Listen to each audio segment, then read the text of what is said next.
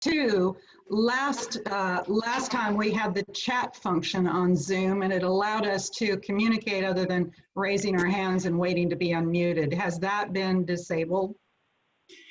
Yes, we aren't using chat in these meetings right now. Okay, thank you. Yeah, thank you. And okay, and Sylvia have you, either Lee or Sylvia has to push, okay, you got it, recording. All right, recording. All right, good. All right, so let's move on to the minutes. Kendall moved to approve the minutes as written. Do we have a second? Oh, is this for March 25th? This is for March 25th. Because we had an Shannon is trying to say something. I beg your pardon? Shannon's waving her arms. I don't know. Yeah, Shannon had an amendment. So Lee, I'm going to ask you to post up the information that was in the board e-files. So there are two documents I emailed you today, Lee. Are they in the board directory? They're on the board directory, but I also sent you an email too with them. But they're in the folder. They're in the folder.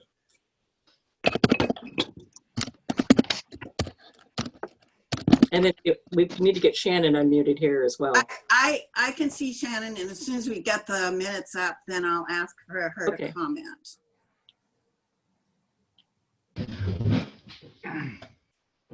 So Leslie, let me do a little intro, and then Shannon can That'd comment. be great. That's what I was hoping for. Yeah. Yeah. So Lee, you want to scroll down there, and it is March 25th. yeah, March 25th. Ah, there we go. Sorry, Lee. I think we have to scroll back up. Yeah. Yeah. It's above the financials, I think. Above the financials. Yeah. Yeah, right there. So the one, yeah, that document. So Shannon submitted her comments. I think those have been in the board files for about a month or so. Sylvia put them on kind of immediately after the meeting. So what you have for March 25th is this first set of text under number 4, where the draft minutes, which the minutes as they read. Then Lee, if you can scroll down, I want to highlight Shannon's edits. So Shannon's edits are the yellow highlights, and the time notations in the aqua, you see the 37:23, 38:17, that's times at the minutes. So Shannon wished to have added, the link wasn't added until 3 p.m. today for the meeting announcement. Then I want to add, and these are my edits, after going back and reviewing the video, I realized I had combined comments from a couple of folks. So Leslie and Sylvia. So the new edition would read, Ms. Hammond said that there was a Sweeney newspaper notice of the board meeting and emailed notice to the board members as well as neighborhood chairs to notify them about the meeting. She said that, this is Leslie, said that Sylvia Bogart had been reviewing emails and had been available by phone to provide information to the public on how to join the meeting. And then Lee, can you scroll down again a little bit more from this page? Then the last component are 2 of Shannon's edits again, where we would delete that yellow highlighted sentence. She added the directions were provided for the public to contact Sweeney via phone, text, or email for information about accessing the meeting. That would be deleted. And then we would delete the final sentence. And we're informed about how to access more information about the meeting via email communication from the Sweeney office. So complex, but Shannon, do you want to comment on that?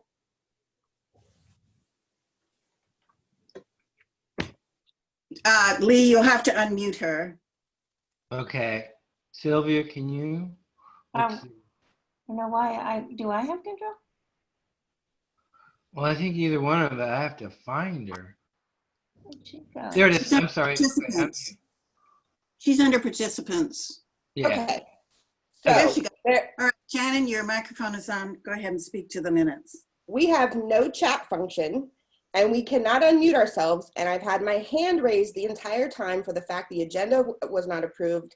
And right now to tell you that there's no way to contact any of you without waving our hands widely. So I would like you to make certain that that we can mute and unmute ourselves throughout the entire meeting. There's no other way to communicate two ways without that. Thank you for your comment. Do you wish to Is speak that- minutes? Do you wish to Is speak that minutes? going to be agreed upon? We will have the ability to mute and unmute ourselves throughout this meeting. I don't know the answer right now. Well, you should be able to answer that. Are you saying that we will never be able to have control of a chat or our voices with mute or unmuting our own selves? The whole community has been muted unilaterally. That wasn't the purpose of the muting. The muting was to block out background noise, and as Okay, people we can mute and unmute want to ourselves talk, then. they get to raise their hands. Please don't talk I over me, did. Shannon. I did raise my hand. I was never acknowledged. It's been raised the whole meeting. Well, that's fine. We have acknowledged you now. So would you like to speak to the minutes? I would like to retain control of my mute function, please. So I obviously think the meeting changes reflect my requests. So I'm happy with that, but I would like to retain my mute function. Thank you, I Shannon. can't participate. Can you please speak for me? I can hear you, Marie. Oh, I'm unmuted. Oh my gosh, thank you. I cannot participate. I can't raise my hand and there is no chat function. This is not an open meeting, folks. I need the chat function, please. I believe you can press #9 and then you can unmute yourself and you can comment. And we sent that information to you a month ago, and other people have been using it with their phones when you come in on their phones. No one can see me raise my hand and there is no chat function. Are you saying that we will all have the ability, as Shannon asked, to mute or unmute ourselves? It's a very simple question so that we may all participate equally in the meeting. I'm saying that I'm not prepared to address it tonight because we can see everybody, and if they have their hands up either in their windows or on raising their blue hands, we can call on them. Then for the record, I am not Yeah. able to fully participate in this meeting. Charlie, I see your hands up. Would you like to comment? Charlie? He needs to be unmuted. You need to unmute yourself, Charlie.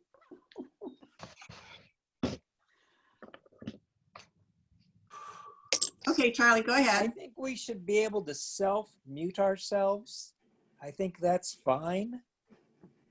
I can't unmute myself in the event I do want to talk. I think it should be allowed, and we're all adults here. We should be able to mute ourselves to eliminate the background noise. And now I'm going to mute myself. Good point. Jackie, you have your hand up. Would you like to speak? Yes, I would. I'm fine with having us unmute ourselves as long as we're respectful of each other. We don't talk over each other, and we stay within the 1.5-minute time frame. And Marie, I believe *9 allows you to raise your hand on a cell phone. Right. During the call. All right. I'm not on a cell phone, Lee, folks. Excuse me, just a second. Lee, would Yes. you, as the host, unmute everybody, and then all of you can self-mute so we keep our sound quality up. Okay, So Lee, you'd mute everybody. That would be great. I'm see having your- trouble unmuting everybody. And when I Okay. go unmute everybody, most people unmute, but not all. And I don't know if that's because they mute themselves and I can't Yes. unmute. Okay, well, let me suggest this. You hit the unmute button and all of you unmute yourselves for a minute or two here so we can make sure it's working. And Sylvia, can you do unmute? Everybody's unmuted. Okay. Okay. For the last All right. 30 seconds, I have not been able to unmute myself.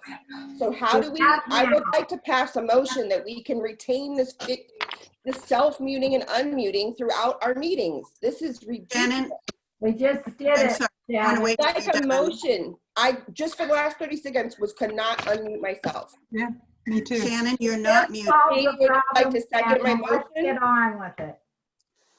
Shannon, you're I not would like to muted. make a motion that our board meetings retain our mute and unmute functions by ourselves. I Second. second. Okay, we have a motion on the floor and a second. All in favor of muting or unmuting yourselves, say aye. Aye. Aye. Aye. All right, and you're raising your blue hands. That's great. That's a great way to do it. I've got 1, 2, 3. Shannon is muted, folks. No, she's not. Yes, she is. She is. Yes, she is. She is muted. Muted herself. No, she didn't. I She- guarantee you she did No, are you not. there with- Marie, we can understand and hear. Please So- unmute Okay, Shannon. Shannon is It unmuted. happened again. Marie, I am very Thank you adept for at doing unmuting it. her. I was just muted again by the host. Let's be patient, people. We're trying to get this to a place where people can unmute themselves. Shannon's unmuted now. Everybody else that I can see, Kim is not because she self-muted herself. And everybody else is unmuted.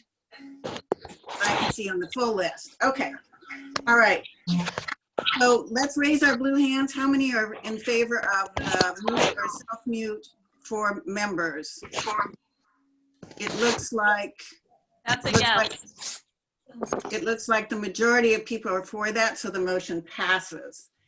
Let's go back to our agenda. We're on the minutes for March 25th. We had a motion, or that we had a motion by Kendall, and we had a conversation about March 25th. Janet, do you remember what the final, where we were on the minutes? right, I think. Somebody has to put all the blue hands down, please. Thank you. Shannon accepted the amendments. Shannon, I see your hand. You'll have to wait till Janet finishes. Go ahead, Janet. So Shannon accepted the amendments, so I think we're ready to approve the minutes as amended. Okay. All in favor of the minutes as amended, say aye. Aye. Aye. All right. I see Shannon, thumbs, hands. muted again. Those that are opposed to approving the minutes as they've been amended, say aye. Any abstentions? Okay, I the abstain. March 25th minutes are approved as amended. We'll move on to the April 22nd minutes. Do I have a motion for the April 22nd minutes? To approve the April 22nd minutes. I move we approve the April 22nd Okay, we've got minutes. Steve moved. Do we have a second? I'll second. I Was beg your that me? pardon? Oh, excuse me. Oh, I have a correction. What we get Lee's, I want to get the Well, second. we can Steve, before correct the after we question. have our motion and a second. So Steve, you moved to approve the minutes. I Who second. seconded it? I couldn't tell. I seconded George. George, Hey, thank you. George, thank you. Now, discussion on the minutes. Steve, you said that you had something you wanted to amend. There is an error, yes. On page 6, it says there will be an executive committee meeting at 7 p.m. Wednesday, May 29th. That is incorrect. It should say Wednesday, April 29th. Thank you. Great. Any other amendments to these minutes? Corrections that people have found? Okay. All right. All in favor of the minutes as presently amended, say aye. Aye. Aye. Anybody opposed? Anybody abstaining? All right. I do. The motion is passed for the minutes. So the next thing on, Someone abstained? Did someone I abstain? did. okay, I see 3 hands up. And I'm going to start with Murphy. Are you going to talk about the minutes or something else? You just want to talk? He needs to be She's unmuted. muted. There's I a don't problem with the You're muting. not muting people, are you? Just a second. Get it sorted. Shannon Murphy. Okay. Hi. Can you hear me now? Great. Yes. That's all it was. Okay, Well, thank thank you. I have, and Murphy, put your hand down so we know that you're taken care of. I have Charlie Van Rossen has his hand up. Charlie, No, I what- had it up because I was abstaining and it was the only way I could communicate. Okay, thank you. Okay. Thank you, Charlie. all right. I see the last hand on this is Katie Daly. Yes, and I would like to answer the questions that are causing everybody to wave their arms. When you self-mute, you are unable to unmute. Ah, Yeah. That's correct. Thank you, Katie. We didn't know that. We're going to mute again. Just try. So we'll try to watch that and make sure that we unmute you all regularly as we go forward if you have something to say. Murphy is still muted. Steve Mullinex, your hand is up. Yeah, am I muted or not muted? You're not muted. Okay, cool. I have the same problem that Shannon described earlier and that Katie just described. And when I tried to unmute myself, it says the hostess muted you and you can't unmute yourself. That's what I said. All right, this is so I'm not sure, but I think this might be a glitch in the software. We'll just ask Lee, who's the host on this, to watch and make sure that people are unmuted.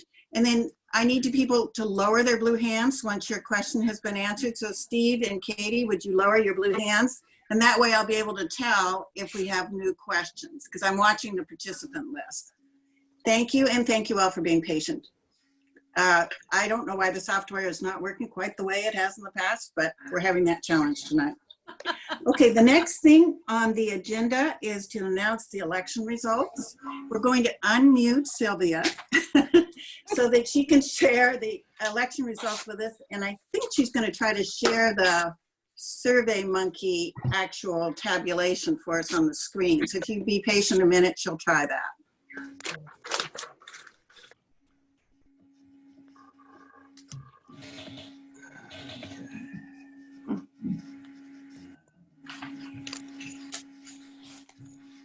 We need some elevator music. I don't know whose elevator music it is. Oh, no. Hold on. Okay. Can everybody see? Yes. All right. So we sent out ballots, and we had 27 answered the question over here.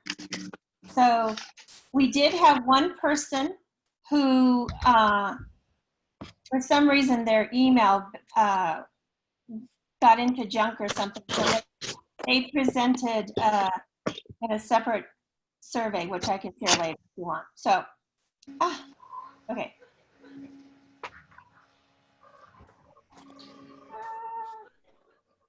So here's the result. So for President, Marie received 3 votes and Leslie received 24 for a total of 27 voting. The other person that voted also voted for Leslie, so that was 28. The first Vice President, Steve Mullinex, received 27, and there was a write-in response, and that write-in was for Fran Laird. Oops, I can do that. Okay. So, okay, then the next one was for second Vice President, and Maria Alexandra Ramirez received 25 votes and 1 write-in, and that response was an NA. They just wrote NA. And then the next one was for Treasurer, and Teddy received 25 votes out of 27, and the other response was NA. And then the Secretary was Janet Hawkins and received 25 votes, and 2 people said NA. So that's your newly elected board. And I want to congratulate all those people who've been elected. But even more importantly tonight, I want to thank all the people that have served in the last year and spent so much time trying to make Sweeney the great coalition that it is. And I want to extend my personal thanks. And I know that we also want to extend our personal thanks to Sylvia and the staff who do so much work behind the scenes to keep us alive and well and in compliance with all of the rules that we have to follow. So thank you, Sylvia, very much. Appreciate it. Okay. We keep that SurveyMonkey for 60 days under the ONI rules, and Sylvia will keep it, because she's not in the office, she'll keep it in a file on her machine until and when we get back into the office, right? Sylvia, did you want to say something? Well, I do want to thank all the outgoing officers. So Lee Bueller for stepping up to be treasurer, and John is stepping down, and Catherine Christensen. So thank you for John's got his hand up. John has his hand up. Okay, John. John Bach. Oh, John. Okay, John. Your I hand's move up. that, I move that we accept the results of the election. Is there a second? I second. And I is who? That was Jackie. Jackie seconded. Yes, I did. Thank you. Okay. All in favor of accepting the election results, say aye. Aye. Aye. Anybody opposed to accepting the election results? Any abstaining from the election results? Okay, Lee, I have to check. I see that everybody's microphone is muted by some Zoom instruction.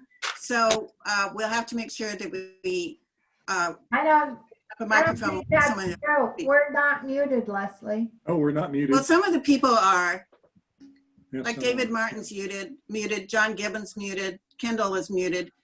So part of them are, and really honestly, we don't have any idea about why this is happening.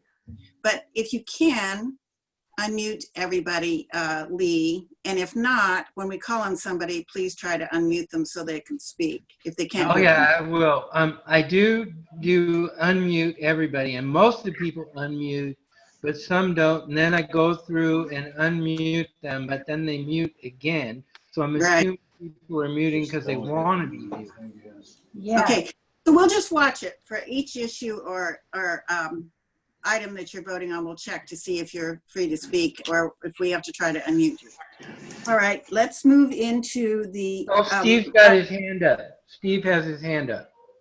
All right, Steve. Oh, I have nothing to say. Oh, okay. Sorry. Oh, good. Okay. All right. Thank you for helping, Lee, because I only see part of the list, and sometimes you see the bottom and I just see the top and vice versa of people wanting to talk.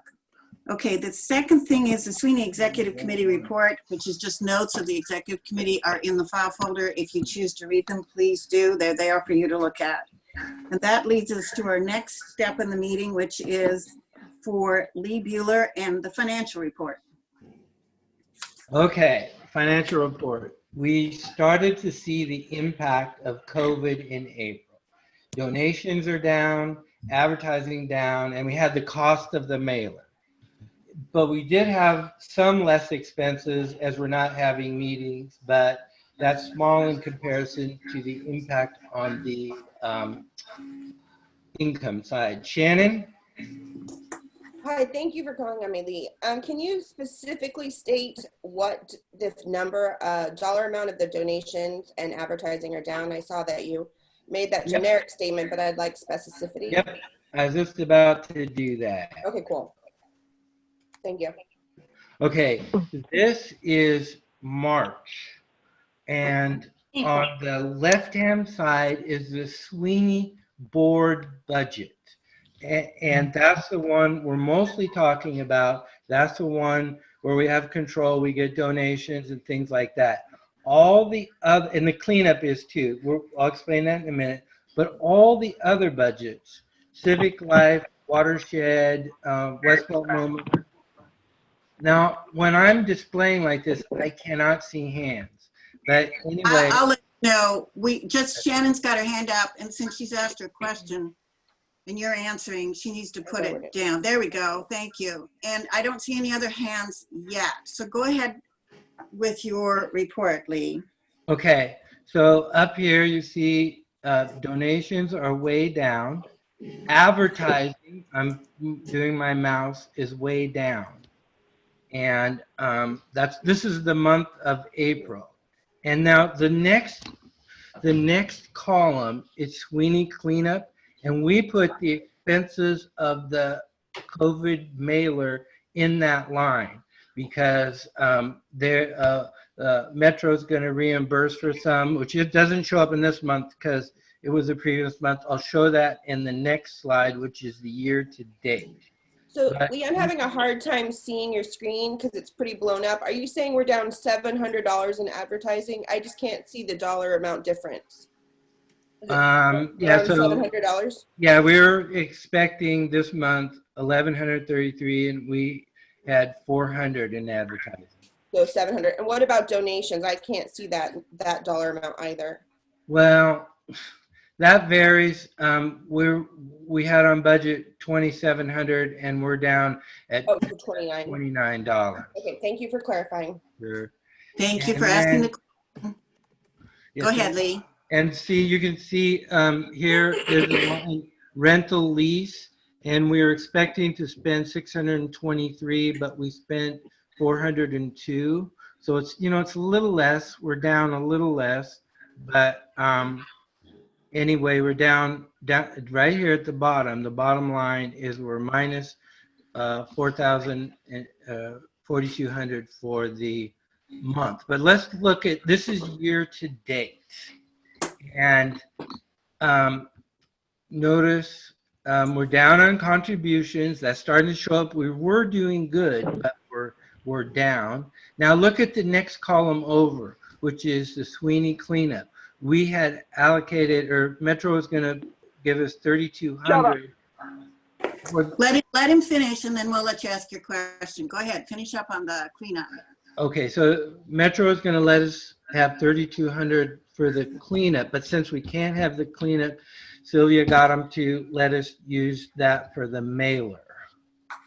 Now, miscellaneous income is just that we sent all the mailers for the west side out under our bulk mailing permit, and Neighbors Northwest reimbursed us for their portion of that.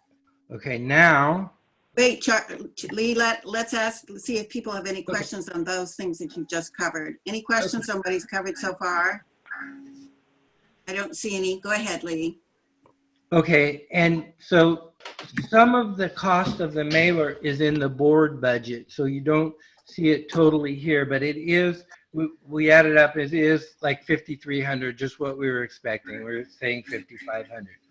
But the thing to look at right now is in the lower left side, we're at this point from our budget, we're minus $8,405. And remember, we approved a budget with a deficit, and we were going to be down 6,700. So, and we were making some of that up because of COVID, we're not making that up like we were expecting or hoping. Lee, can I ask you a question about that quote deficit?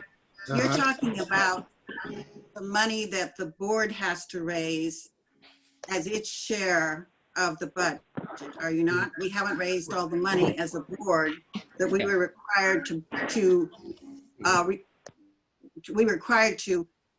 raise so that we could meet our part of the budget. Isn't that what you're talking about? Yes. Okay.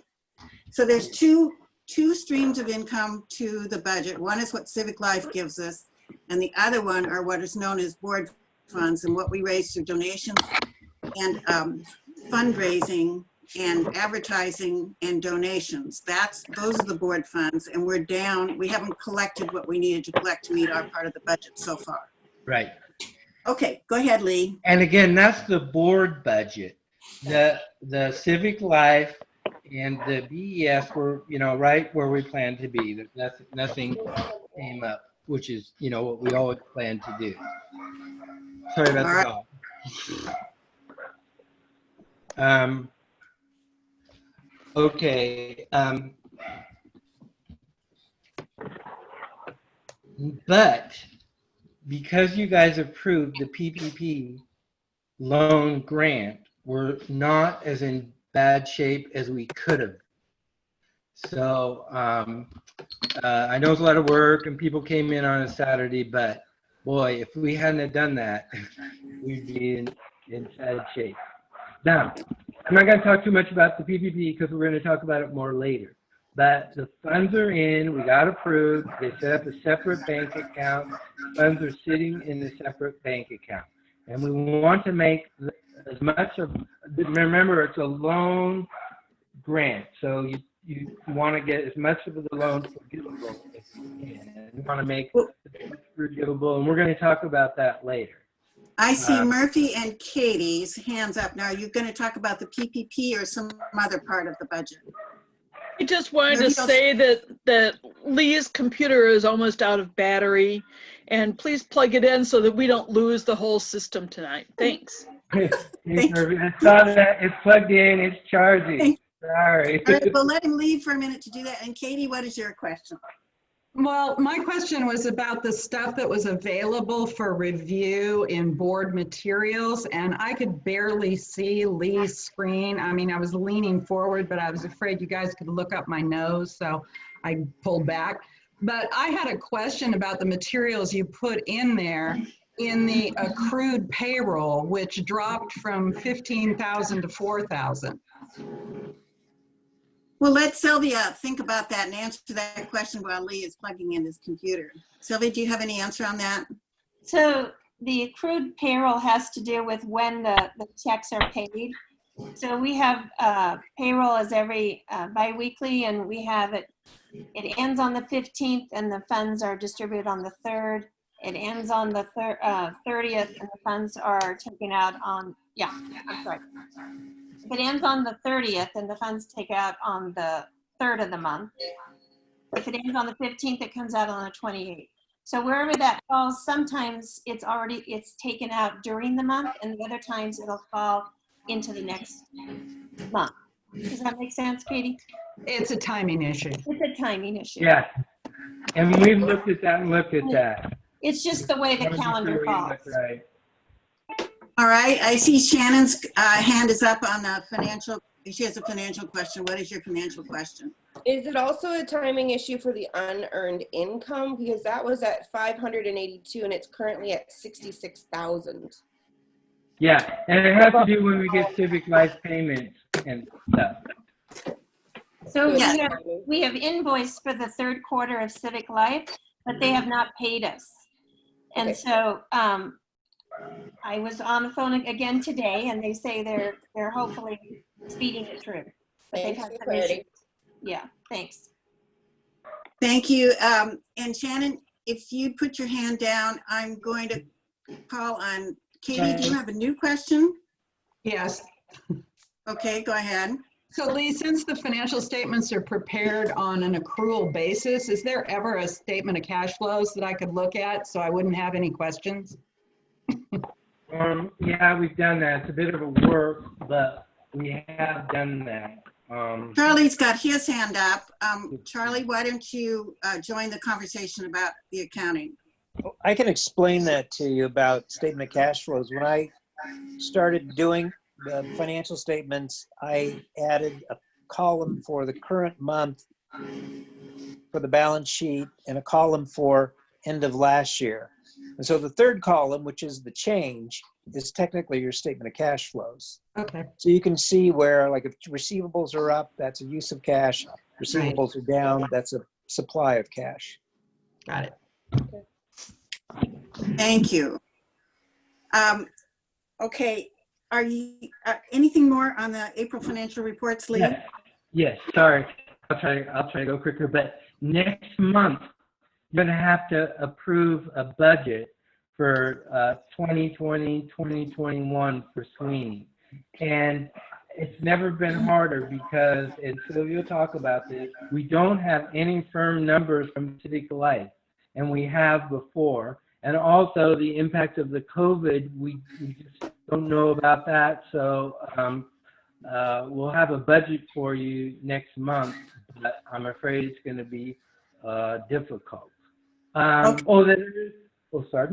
Pardon. Okay, there is something else that I want everybody to put on their to-do list. We need to make sure we have everything updated on the sponsorship account. It's been a while since some were set up, and we need to know who the current signers and project managers are. So if the neighborhood chair, or if you're 11, you can get your neighborhood chairs to email Sylvia with the current project managers and signers. That would be great. Did you all understand that? He's asking each neighborhood to send in the list of signers that can sign on and request money from your fiscal sponsorship accounts. Because some of the lists that we have are so old, the people have gone. We need a current list. It's usually the chair and the treasurer who have the right to request the use of the funds. They have to sign off on a form, and then Sylvia and Nancy release the funds to you. So please take that back to your neighborhoods. Anything else, Lee? Yeah. I wanted to thank everybody. Thanks for letting me be your interim treasurer. I'm not saying goodbye, sorry, but I want to stay involved. Sweeney's great, the people that are great, and the things that Sweeney does are great. So I want to keep involved. And thank you, everybody, for all the help. I couldn't have done it without you, and all the encouragement. Thank you. Good job. Thank you, Lee. Thank you. Lee, I'm sorry, but you're fading completely. You must be turned away from the computer. No, it's plugged in. Look, I'll plug it in. All right, let's move on to the president's report, and I'll try to go through this quickly. What Lee said about, Sylvia, yeah.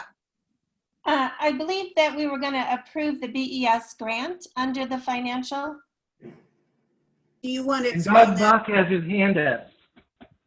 I want to move to accept the treasurer's report and give Lee a huge hand for all the work he's done in the Thank All right. you. Thank you. So Don moved to accept the BES contract. No, I move to accept the treasurer's report. Well, we don't usually do that. We just Okay. don't used to do that. But thank you. Withdrawn. Okay. Thank Thank you.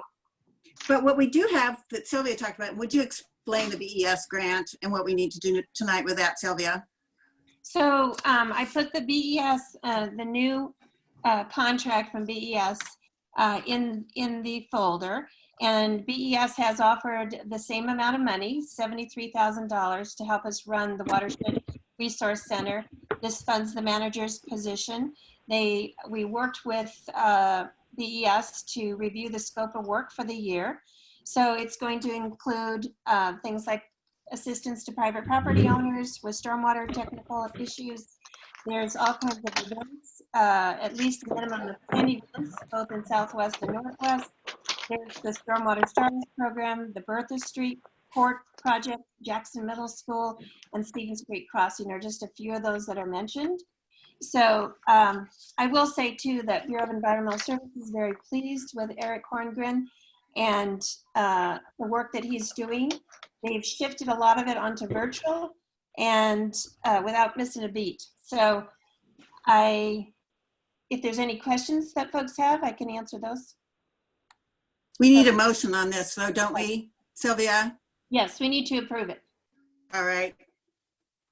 Who would like to make a motion to approve this contract grant for another year of the? This is Murphy Terrell. I would like to make that motion. All right. All right, and Steve second. So Murphy and Steve, any questions before we vote on it? I just All have a right. plain question, if I may. So that pays for all the payroll comes out of that grant for the position? For that position, yes. Okay, thank you. Yeah. Other questions? All right, I don't see any hands raised. So all in favor of approving the BES grant, say aye. Aye. Aye. Any opposed? Any abstaining? All right, the motion passes. Thank you very much. Now we'll go to the president's report, and I'll try to make this quick because we're way behind on our schedule. I'm sorry, folks, we might actually run over again tonight because it took so long to get things straightened out, I think, with our microphones. Sorry about that. I want to talk to you about the contract we have with Civic Life. Usually what they do is they give us a number, which they get from the mayor's office, which tells us how much money we'll get for our budget in the coming year, which starts in July. Unfortunately, because of the impact of COVID on tax revenues, the mayor hasn't been able to give us a number, or hasn't been able to give a number to Civic Life so they could give us a number. They are in negotiations with the labor unions. If they are successful with those negotiations, they hope to have numbers to the Civic Life Bureau by the 10th of June. And then after that, we'll find out what our budget might look like for next year. They are, as you all know, short on money, so we don't have any sense of whether we'll be funded in full or whether our budget will be reduced. They haven't been able to say one way or the other because they don't have the numbers from the mayor. So we have to wait till about June 10th. Secondly, our meeting on the PPP, you passed a motion that said that I could appoint people as part of an advisory committee on the PPP to watch the PPP money, see where it's spent, be part of those conversations, and see that to the extent possible that loan is turned into a grant and becomes free money to us. I've appointed Charlie Van Rossen, Lee Bueller, and Katie Daly as part of that advisory committee that will sit with the Finance Committee when they talk about PPP issues. And then they can participate in that discussion and also help any reports that we need to provide to the board as to where those monies will go. And we have a motion later in the agenda to talk about what we suggest for those monies. And we'll put that before you and under new business tonight. Having said that, I want to move on to the first vice president and ask him if he'd make his comments really shorthand because we are way behind. Right. The goal setting session is probably going to end up being in the new vice president's hands because it's the end of June. I'll try to be around to help out as I can. But it's still scheduled for the 27th virtual because that's not going to change anytime soon. And my understanding is I know that I guess I can say I know transportation, I know land use, I know watershed has all worked on committee action plans, and we'll have them available for approval next month. And if the other committee chairs that have completed their action plans would please speak up right now so I know who that is. I guess is there someone from schools here? Scott McLean's here, and Patty McMahon is here.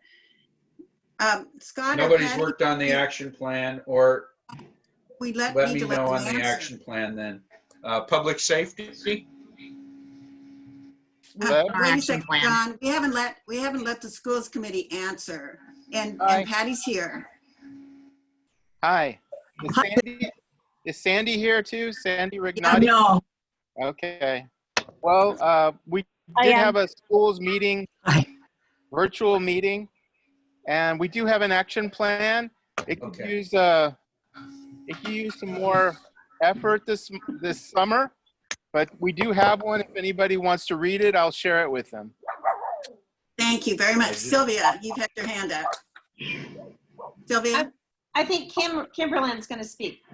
Oh, okay, Kimberly. Yes, the Public Safety Committee voted on the action plan at our meeting this month. It largely looks like last year's with two added elements. One is to try to host, if COVID permitting, a rules of the road legal clinic for bicyclists, and to also reach out to the underrepresented communities and try to get a full staffing of delegates to our committees from the neighborhood.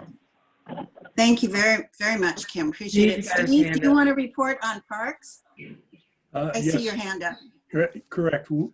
Parks Committee has reviewed and approved an action plan. Do you have that in your hands, John? I don't have it, but okay, I'll locate it and make sure you get it next month so you can take the motion to approve them. Okay, I'll make sure John Tapero is responsible for giving you that. And it has already been approved by the Parks Committee. Okay. All right, Sylvia? Sylvia? I just want to say, most of the committees did work on their action plans like last week. So our goal is to have them up and on the website for the next meeting, the first week in June. So you have at least 3 weeks to look at them. Okay. Good point. All right, any other comments, John? I have none. Thank you for the opportunity to continue to have worked with you folks. I may be around a little bit. Things are developing at my end, and we'll just have to see. Thank you, John. Thank you, John. Thank you, John. Thank you, John. Thank you, John. All right, the next person is Catherine, second vice president. Would it be possible for me to share my screen? Sure. Do I just hit share my screen and it works? Try it. Hopefully. How's that? There we go. It looks like it's working. Yes. Yay, all right. Okay, so I'm going to be reporting on the West Portland Town Center update here. And what I wanted to do is read this first little paragraph to you all. It says the Bureau of Planning and Sustainability, BPS, in partnership with several different organizations, Unite Oregon, Community Alliance of Tenants, and Hackey, are producing a growth concept plan envisioning a multicultural hub at the Barber Transit Center site, large mixed-use residential and office zoning along Barber, medium to small multi-dwelling zoning in the adjacent neighborhoods. Input has come from the community advisory group, which I've noted as the CAG throughout here, and then the technical advisory group. The plan and status I wanted to talk to you about a little bit includes, I'll get to this a little bit later. The boundaries stretch about 1.5 miles along Barber, and they extend about 1 mile, both, well, not both north and south, but cumulatively or together, north and south of Barber. So it's a big rectangular box, quite a bit larger than it was originally advertised in like the 2035 comp plan and previous discussions. There are about 4,500 new houses or housing with about 550 to 1,100 of them being affordable, and up to 8,500 new jobs in this block, this rectangular space planned. There are no plans for infrastructure improvement, except perhaps indirectly from the Southwest Light Rail and the Barber Transit Center property becoming available if that is approved. So it's not contingent on having the Southwest Light Rail be approved. It could be that we have this West Portland Town Center plan in place even without those transportation projects being approved. Is somebody trying to ask a question? I'm sorry.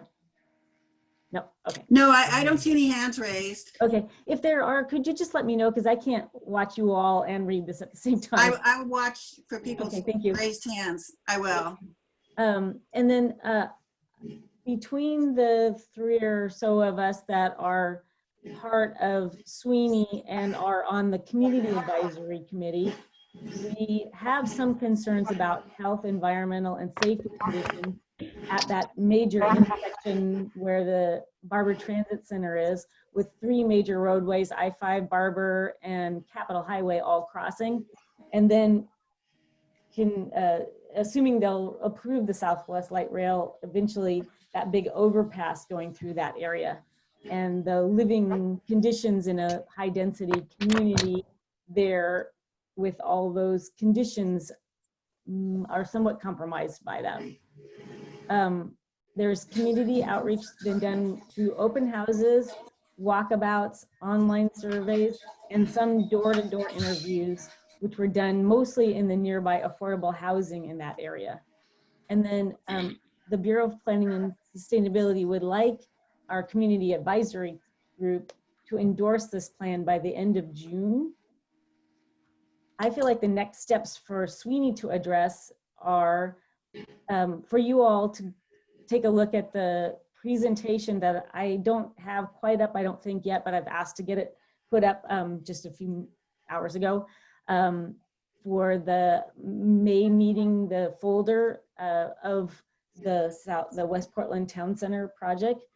I was wanting to know if Sweeney needs to have the Bureau of Planning and Sustainability come and present more of this plan to you. There's a Planning and Sustainability Commission briefing on June 9th. The last Community Advisory Group meeting is at the end of June, and they plan to have a draft out for public comment in July. And I think one of the big questions is Sweeney interested and willing or wanting to endorse this plan also? What is your advice, Catherine? I think you should talk, I think there should be, oh, I don't know how to get out, unshare me. Oh, I see it up here. So I guess I feel like people should take a look at that, the materials that will have posted soon, as soon as it gets up there. And I think especially the neighborhoods that are involved in that area should really make sure that they're bought in, and that I think Sweeney should consider whether or not they can endorse this.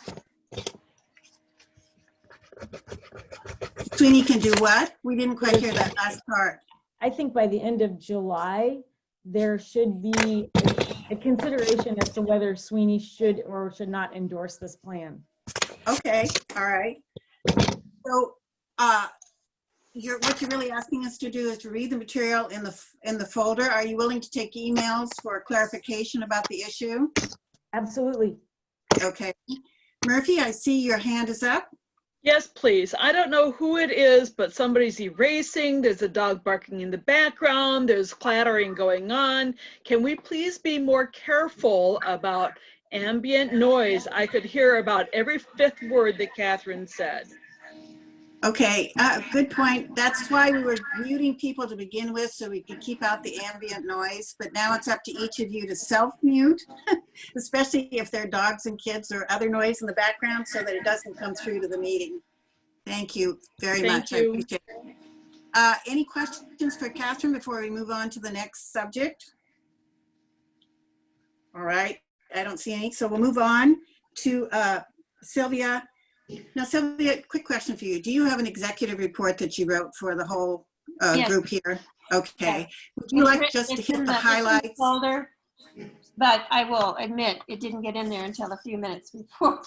So, but most of the things we've talked about, I just want to highlight that, as you probably have heard, the Art Center is closed through this summer. So we're keeping kind of an update on our website on the front page. Sharon updates that. So it's consistent with what the Art Center is doing. We're still receiving mail, but now we can get it once a week. So that's an improvement. I do want to note too, we did publish our June newspaper, should be in the mailboxes today or tomorrow. And we have a lot of great staff assistants on this and volunteer proofreaders that are doing it virtually. We have some new tools that are really awesome that I think we're going to keep using. And there's one of the proofreaders said that there's just a ton of really good information in the paper this month. So I hope you'll read it. There's a briefing from the mayor about a resolution that City Council passed about their priorities for the coming year. And then all kinds of the RIP articles and West Portland Town Center. So please do take a moment to read that. And then I wanted to let people know National Night Out, it's official. There is an article also in the paper about this, but they've changed it from August to October 6th. And registration will be in June. So if you're going to have parties, you can have them that week of October 6th, but we will need to register in June. And also we put in for our insurance certificates. We had to update a lot of things that were canceled this summer. So they've revised what they're going to charge us. So we'll put that into the new budget. It did come down just a little bit. So good news. Great. All right. Thank you very much, Sylvia. Now we're going to go into the committee section. And as we've been doing in the past, most of you have written a report for your committees. But tonight we have two motions before the board that need to be addressed tonight. So I will start with the Land Use Committee. And Lee, could you put the land use motion up before the board? Thank you. All right, Gary, do you want to introduce this motion? Yes, thank you. Can everyone hear okay? Yes, we can hear you. Okay. All right. So RIP is taking public testimony up to June 3rd, and when the city is going to meet and discuss only specific amendments in the plan. And so, so this isn't back to square one about RIP. Project is moving along. There's some terrible feedback here. Can everybody? Well, I can ask everybody to self-mute. Now would be the time to self-mute so that we can hear Gary better. Okay. All right. Is that okay? That's much better. I'm not getting a satellite bounce back. Okay.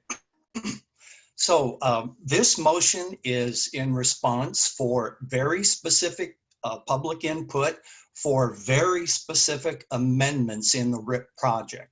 So every neighborhood now has a RIP project map that shows a lot of area cross-hatched out by the RIP project team where you can't build anything more than a duplex.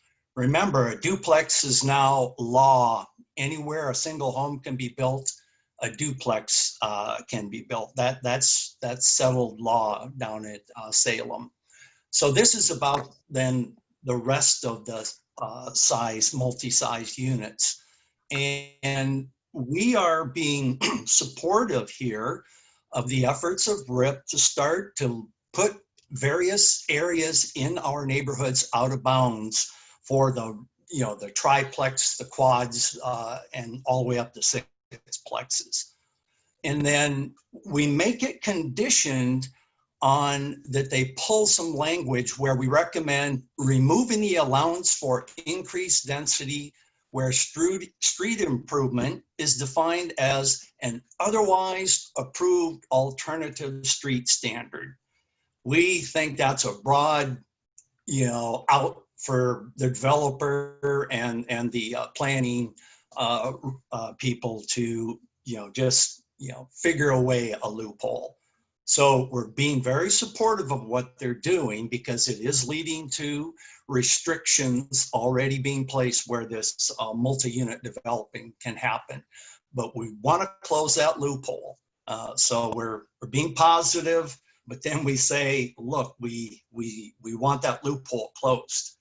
One thing to note, in the RIP project, they also point out that there will be no payment allowed. In other words, a developer can't just say, here's a payment in lieu of going ahead and putting in a street all set up and paved with curb that meets city standard. So that's what we have on that. The second one is a lot quicker to discuss. It's the deep affordability bonus where they want to build basically small apartment buildings. Here, we go back to our original input to RIP that takes us all the way back to the fall of 2018. It speaks to the comp plan, the 2035 comprehensive plan, where middle housing was intended to be put in places like this new West Portland Town Center that Catherine just got done talking about. We believe these small apartment buildings have a place, a rightful place, and they belong up there close to the transit, close to the parks and schools and other things that you'll see enveloped in. Again, I'm using West Portland Town Center as an example. So we ask that the Sweeney board be in favor of this feedback for amendment number 6. And I'm just reminding everybody, this feedback is consistent all the way back to day one, where we've got the comp plan. It talked about middle housing and the small, miniature apartment buildings. and there's a right place for them. So with that, I would, I guess, open for questions.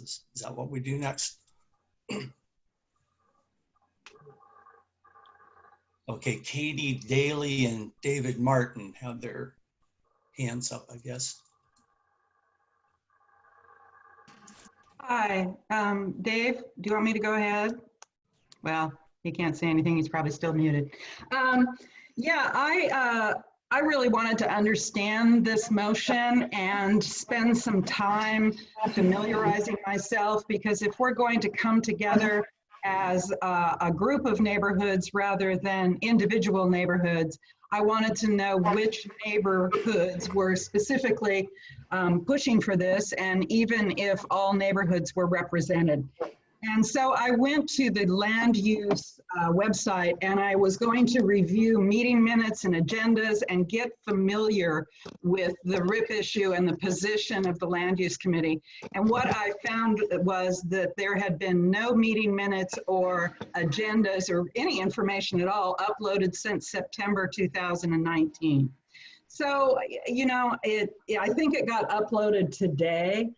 But since I have a responsibility to represent my neighborhood, and we all do, represent our respective neighborhoods, and we haven't had a meeting, and my representative is hearing impaired and so can't actively participate in the Zoom meetings, and she's rather discouraged about that, but we're working on that around it. But I don't feel I have enough information to discuss this or even to have an informed vote. So I just wanted to put that out there, that I really tried to understand the background, and I was on land use 3 years ago, but I haven't been active since then. So I needed, without going back to my own neighborhood and saying, what do you think about this motion? I needed to familiarize myself with it, and I was unable to because there wasn't information. Sorry, that's it. It's I can't unmute David. Oh, no, I'm muted. I think I'm unmuted. Yeah. The comment about they cannot make payment in lieu of development, I mean, how does this affect the LTIC fee? That's what that's all about.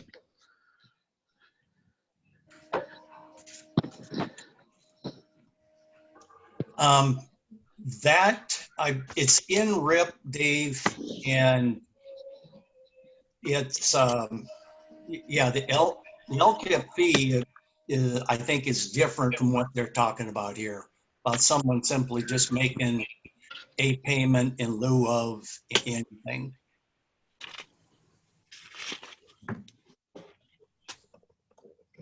I have a question. Am I unmuted? Yes. When you say unanimous, how many people were at that meeting and voted? Yeah, there was only about 6.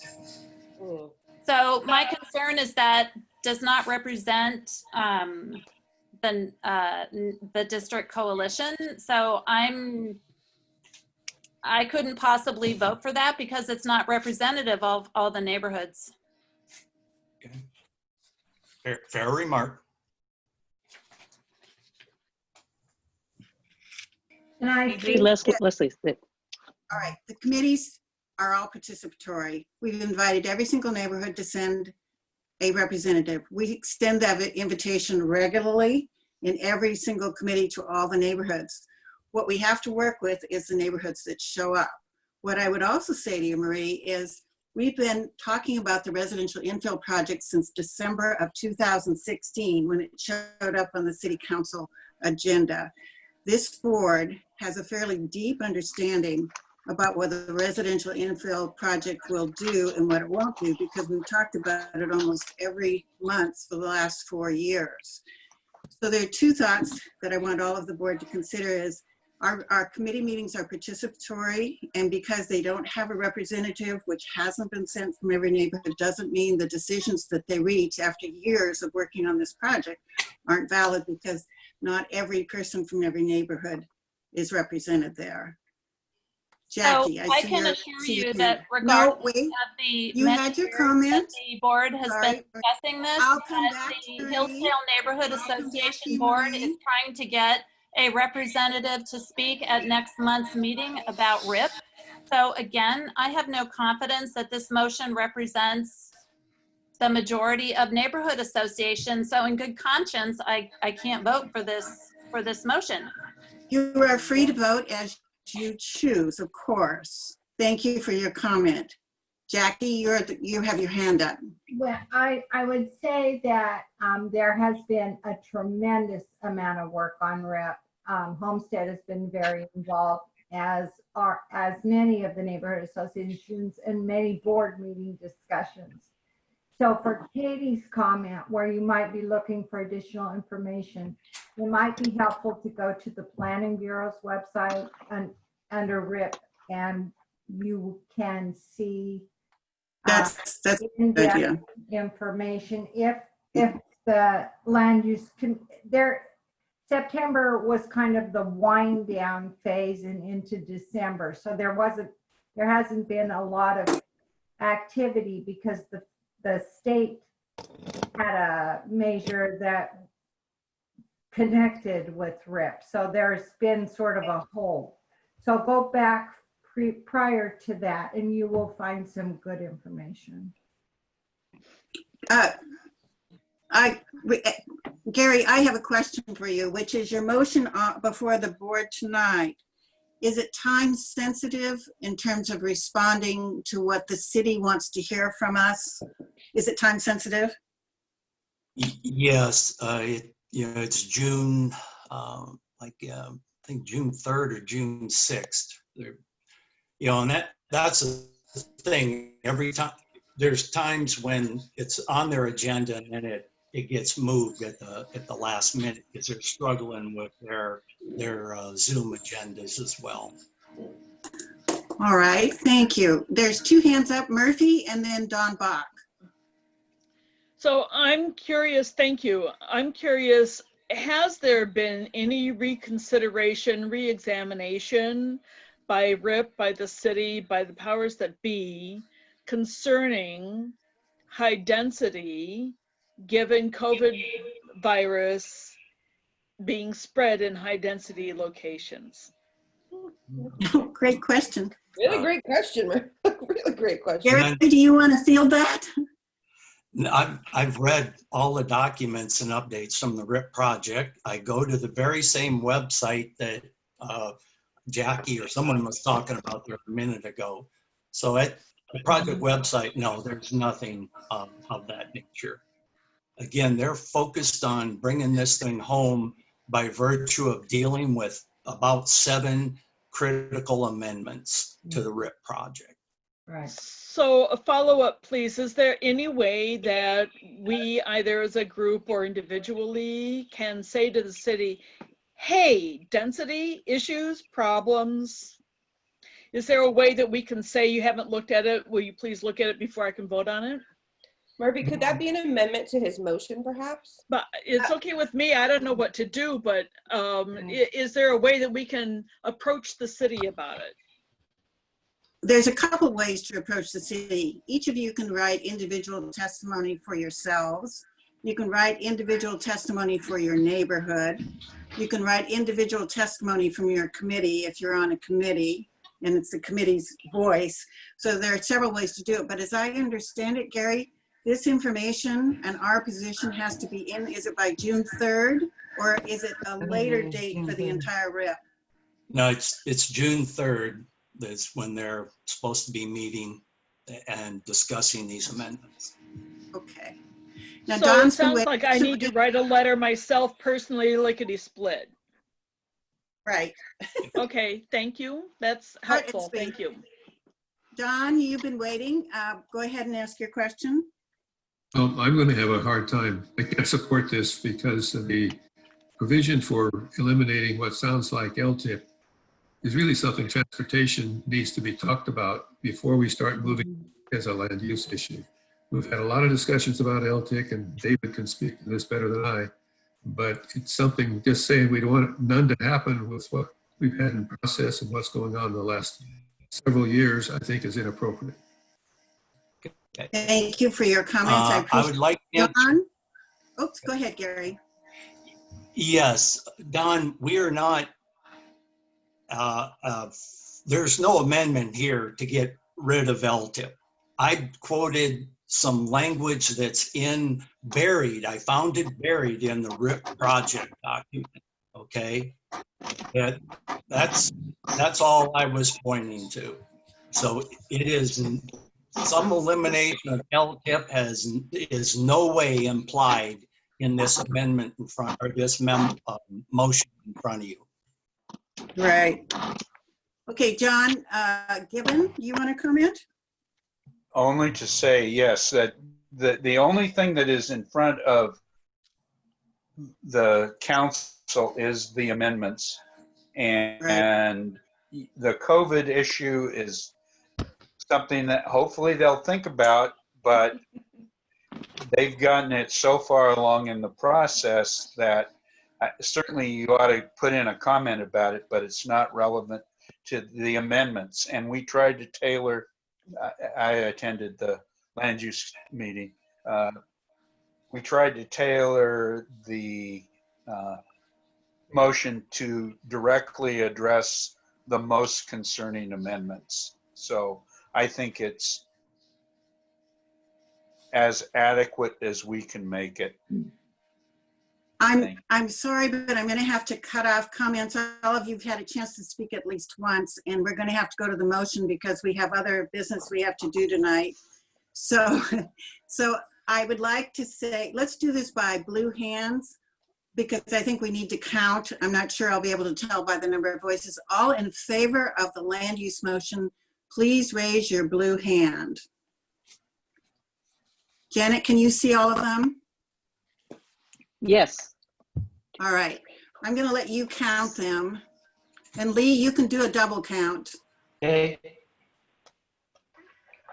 And let us Lee, know. I have 16 with you. Are you still unable to vote, Lee? Yeah. With the, 1, 2, so I 3, count 4. 16 with you. Okay. All those opposed to the motion? No, lower hands first. Okay, Lee, lower all the hands. Or everybody lower the hands. Lower your own hands, please. It's not quite done yet. Okay, good. Now, all opposed to the motion, please raise your blue hands. I'm a no. And Marie's voting no verbally. I have 5 with Marie voting verbally Okay. as no's. So are there any, okay, lower your blue hands. We've got that, please. And do we have any abstentions on this issue? Catherine needs to be unmuted. I'm sure she'll do it if she needs it. Yeah, she Don, is. She lower your can't do it. hand. Don, can you lower your hand? And Kendall, can you lower your hand? And then it looks like Michael and Katie. So I can go to abstentions because we've got the ayes, we've got the noes, and now I need to know if we have any abstentions. Looks like we have 2 abstentions, Michael and Kendall. Is that right, Janet? Is that what you're seeing? That's what I'm seeing.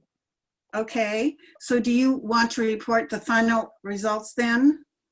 So I have yes 16 to support the motion, no 5, and abstaining 2. Okay, good. Thank you very much. Now we're going to move on to the motion on transportation. Are you handling that motion, David? David Martin? Is he unmuted? Let's wait a minute. Can we unmute him because he Thank was muted? I'm here Okay, now. good, thanks. All right. Sure. You want to present the motion? Certainly. This is an initiative that came out of the bike community. Originally, there was no outreach involved to neighborhood associations, which a lot of us objected to. So the language that we added to the initiative, and the initiative was to use things like neighborhood greenways to temporarily limit access through signage, things like that. So do you want to read the motion for us?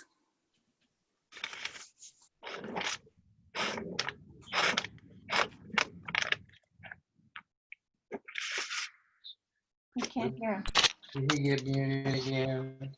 Yeah. Are you still, are you still, All right, I'm unmuted now.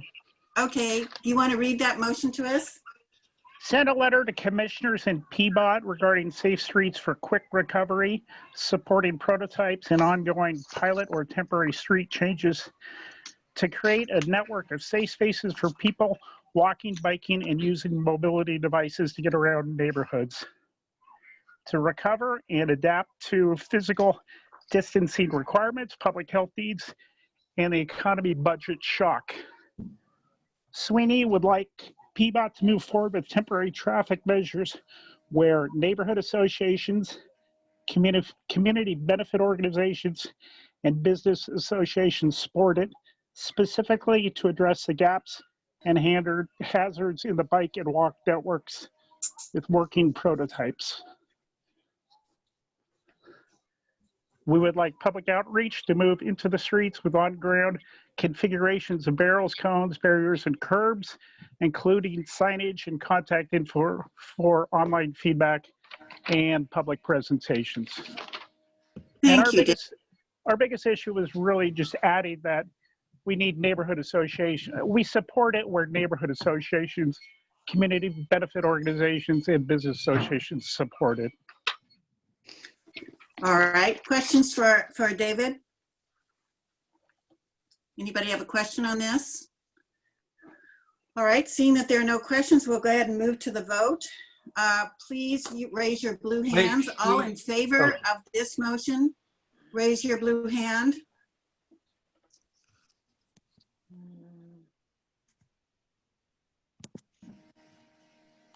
Okay, we'll let Catherine count it, and Lee, can you do a backup count?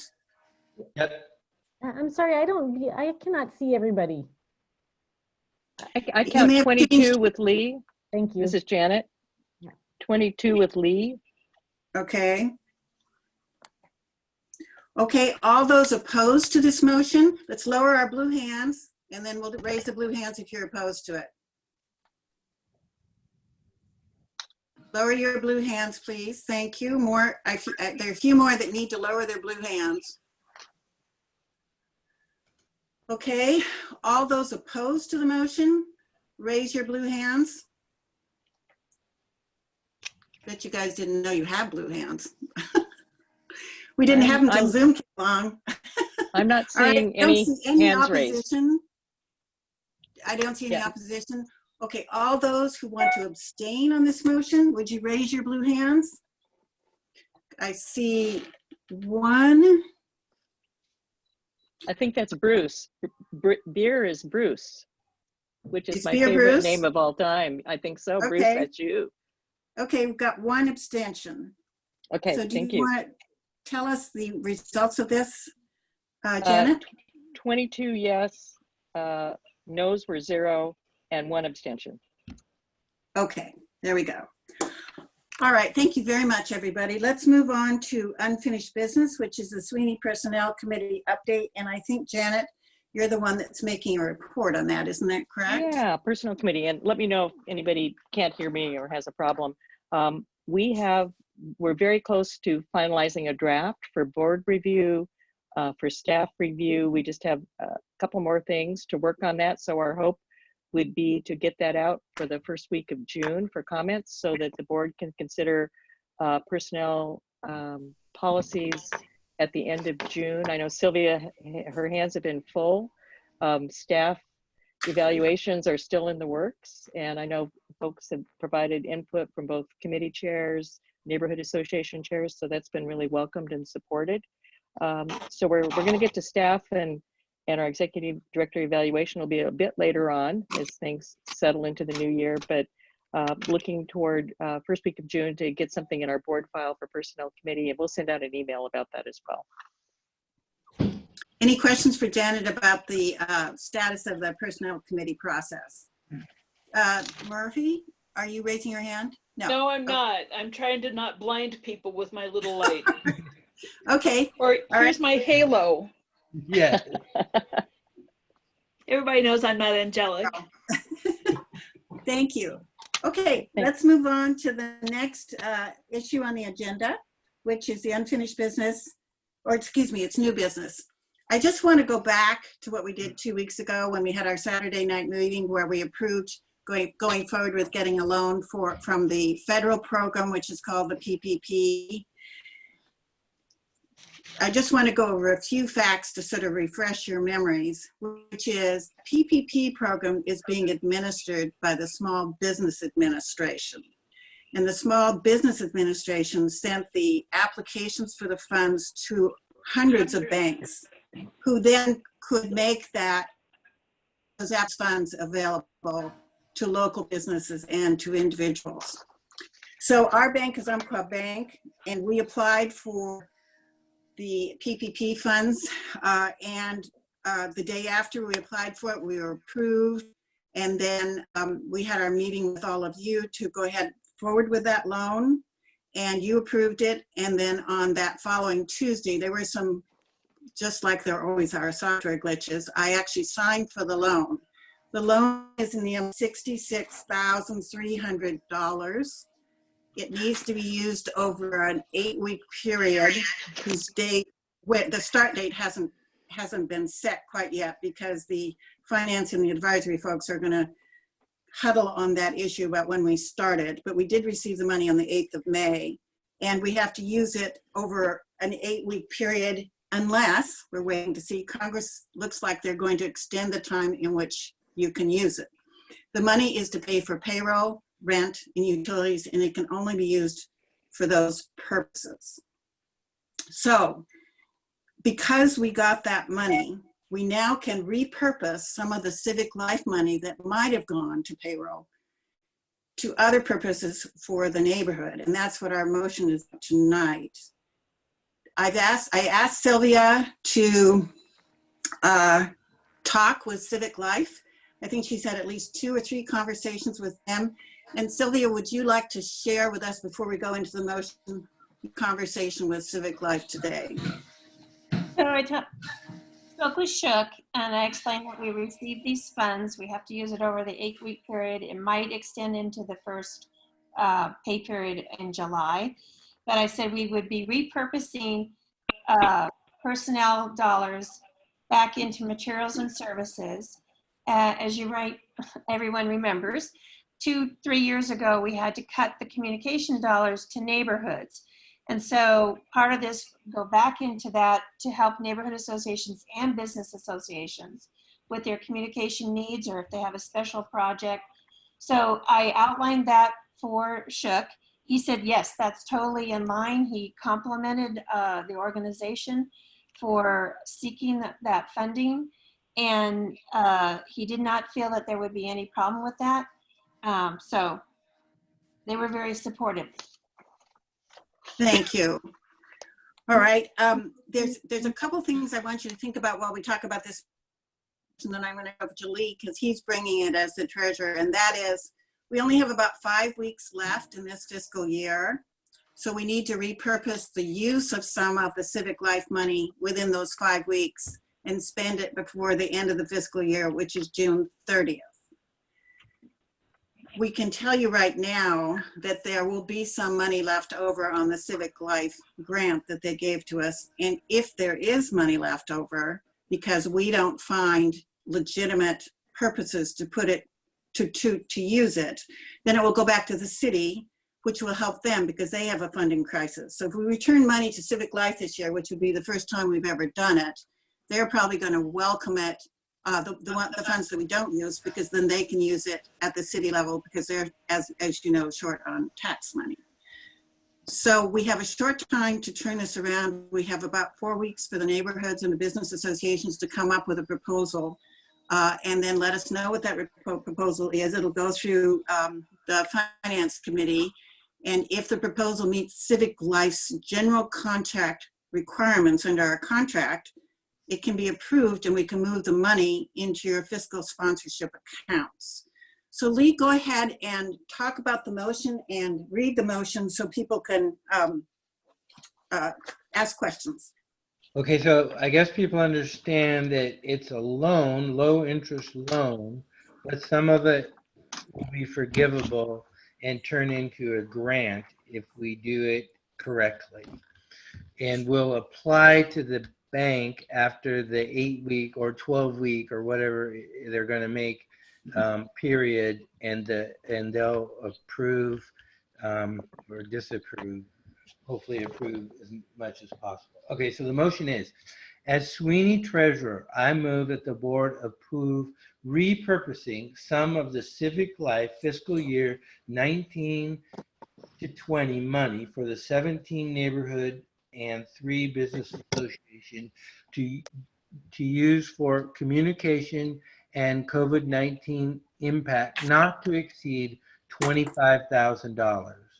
The board approves that up to $1,000 be transferred to the fiscal accounts of the neighborhoods who apply for the money through a specific one-page application form which states how they will use the money consistent with civic life purposes under our city grant agreement and help with the impact of COVID-19. The example might be software that helps people communicate when we cannot meet in person, and further broadens the number of people who can participate remotely each year, like young families. The board further approves the repurposing of some of the civic life money for producing and distributing an all household newspaper for July, another emergency service guide for fall, and a supplement to help our neighborhood businesses. We also need additional tools to enhance the effectiveness of the Sweeney office capabilities while working remotely. Any funds that cannot be repurposed for the benefit of Southwest neighborhoods will be returned to the city at the end of June for their purposes, as if the city will not permit the retention of funds for a reduced budget in the new fiscal year. So I'd encourage all of you to read this again, think about it for a minute, and then we'll take questions for Lee. So read it again, take a moment or two to look at it, and then we'll start calling on people for questions. Remember, the board approves the budget. This is a change to your budget.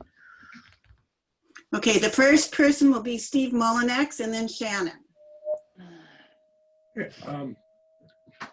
I think this is very beneficial. It moves us in the direction that we need to fulfill our goals in coordination with civic life. It also provides the possibility of great benefits to people in the neighborhoods. And for those reasons, I'd like to second this motion. Thanks, Steve. All right, thank you. Shannon, you're the next one on the list. I have several questions. One is, has payroll been impacted at Sweeney?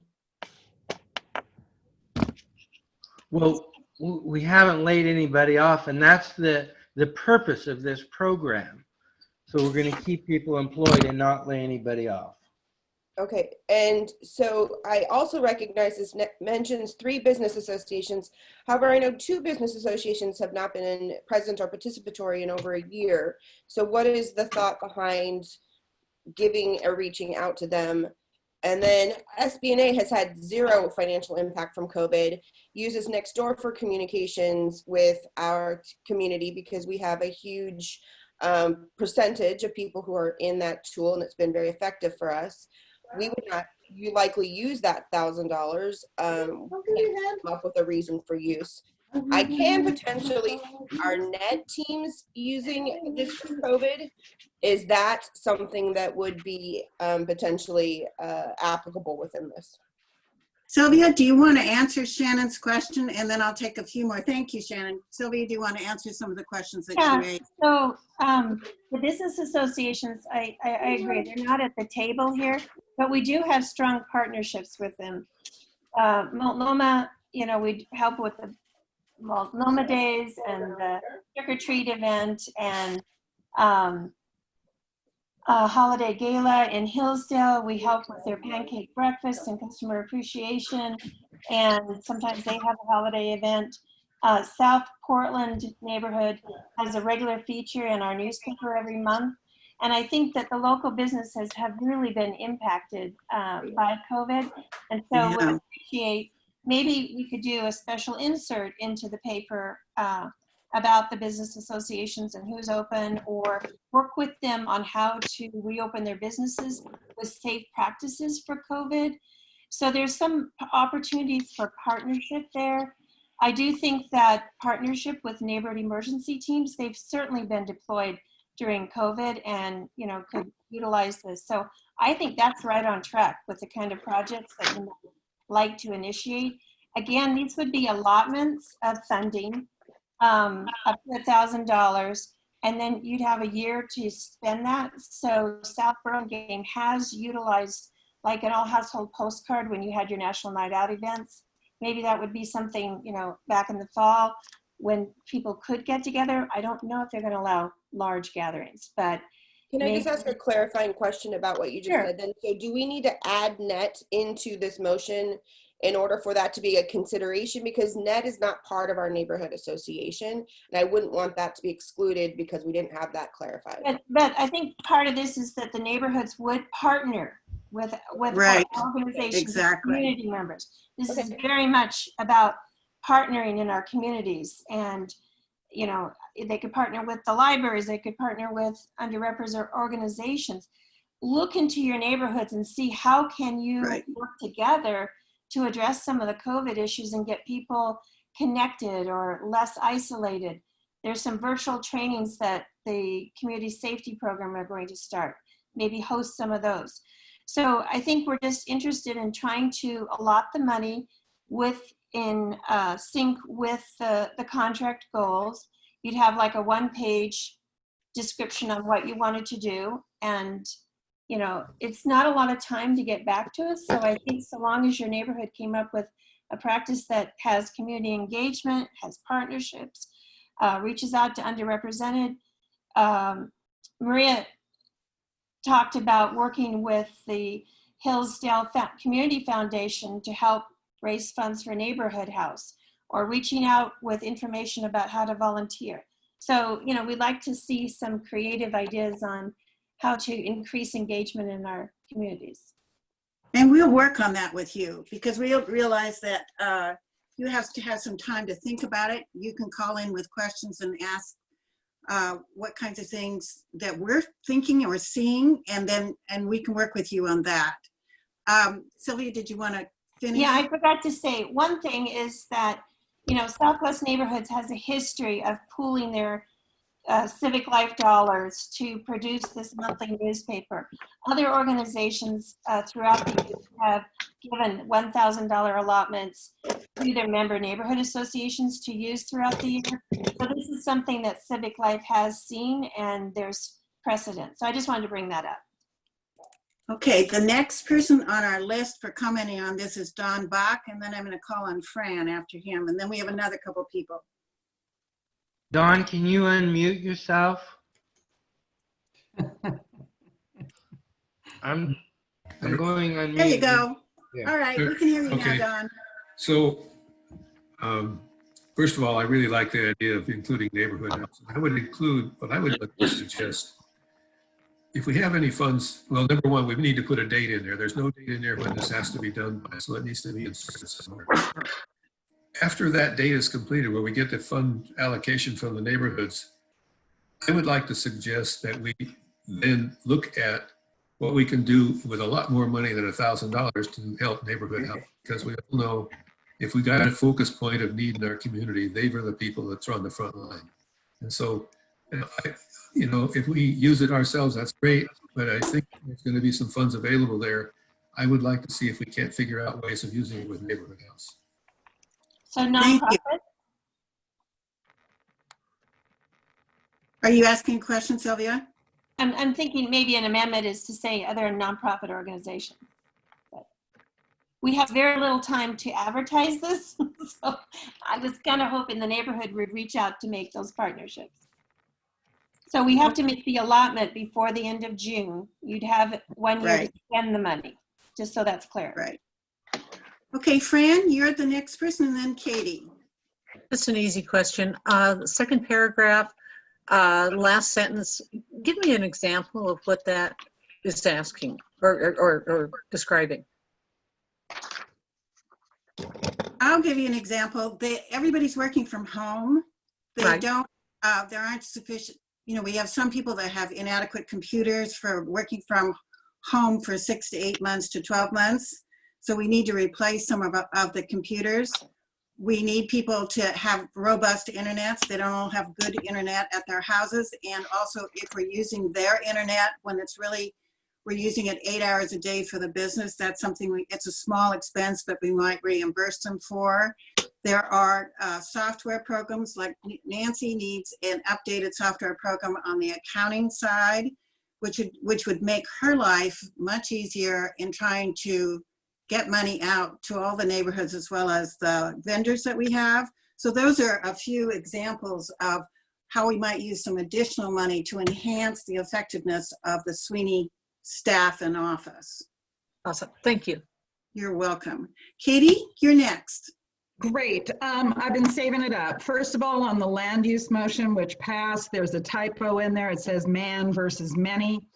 Second, I believe the clock starts running on the 8 weeks when the loans are dispersed from the bank, but unless they've updated that as of the 15th, I did not read the update, so I'm unaware. They have. I get back to my old point of when information drops, you know, 2 hours before a meeting, it's very difficult for me to get familiar with something and be able to be conversant and vote responsibly. I would love to be able to go back to my neighborhood because while I don't think anybody's going to look a gift horse in the mouth. We're looking at this as free money. I would think there would be some issues of equity about where the money is best spent, whether it would be in our neighborhood or whether it would benefit the city to have this money returned. So those are my 3 points. That's all I got to say. Thank you. Those are good points. As far as the update goes, there has been a seminar on the PPP held by a nationally renowned accountant, and several of the finance folks and board members actually sat in on that. Charlie sat in on it, Nancy sat in on it, I think Janet sat in on it. I want to apologize that these things come at the last minute, but with the PPP, we have been working with the election, the PPP, and a lot of the other issues that have come up. Sweeney's been working full out, weekend after weekend, to try to get things researched to put before you. And we always try to get materials in 5 to 7 days before the meeting, but sometimes it isn't possible. And that's what happened with this. We actually had to figure out, we had to have a conversation with Civic Life, and we also had to figure out what we have done in the past that would help the neighborhoods, like communication funds. We had to have some time to think about that. And between running an election and getting bills out and that kind of thing, it took us a lot more time. And that's why we're so short on getting it to you. And then on the question of equity, I don't disagree, Katie. I think as those applications come in from the neighborhoods, we're more in touch with local groups. Certainly the neighborhoods can say, we'd like to help this particular group, which is very needy, and here's the reasons why, and we can address the equity issue there. There's 17 of us, plus 3 business associations, and if they're keeping the idea of equity at the top of their minds, they can look around and see what groups could actually benefit from either dollars or actual work that would help them achieve their goals and be more equitable. So I think that's a very good comment. Okay, Katie's spoken, Shannon's spoken. Anybody else who'd like to speak to this issue before we move on to vote? I would, Leslie, but I can't. Okay, Jackie, go ahead. Could I just ask the question, who's going to approve these applications? It's going to be a combination of the Finance Committee, and we'll be working with John Taparo, who's worked with groups that have had grants of money in the past. This is not really a grant. It's an allocation to a neighborhood, but it'll be the Finance Committee looking at those applications and passing them out and approving them as fast as they can if they meet with Civic Life's guidelines. Okay. Wouldn't this be under the purview of the newly assembled PPP committee? I beg your pardon? Wouldn't this be under the purview of the newly assembled PPP committee? Yes, but this is Civic Life money we're talking about. We're not talking about PPP money. And I think, wasn't she asking? It'll be under the to approve Finance neighborhood Committee. associations applications for this funds? I beg your pardon? Wasn't she asking who approves the neighborhood association's request for funds? Wasn't that the question, Jen? Yes. Yeah, Jackie. So that's why I'm saying this would be under the purview of the PPP committee. No, it's under Civic Life and the Finance Committee, because the money that we're repurposing is not the PPP money, it's Civic Life money. I think by default it is actually repurposing of PPP money. You're literally putting it is, if this is in conjunction with PPP money. By moving the Civic Life money, you are essentially dipping into the PPP money. It is connected. Yes, there is a correlation, but I'm saying we're trying to keep the Civic Life money in its usual category and the PPP money in a different category, because they are. The PPP money is even in a different bank account. They're connected, and I would like to elect the PPP oversight in this. Thank you for your comment. Janet, you're next. Actually, speaking toward your point, Leslie, I think this is really under the purview of the Finance Committee because it relates to the Civic Life funds. Teddy O is on the phone call, I know, our new treasurer, and so Teddy will be actually leading both of those committees, both the PPP committee as well as the Finance Committee. So Teddy, I would welcome your comments or thoughts.